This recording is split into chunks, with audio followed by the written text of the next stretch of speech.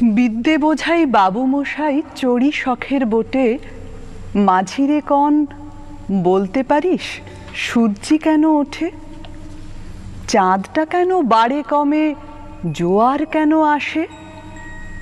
বৃদ্ধ মাঝি অবাক হয়ে ফেলফেলিয়ে হাসে।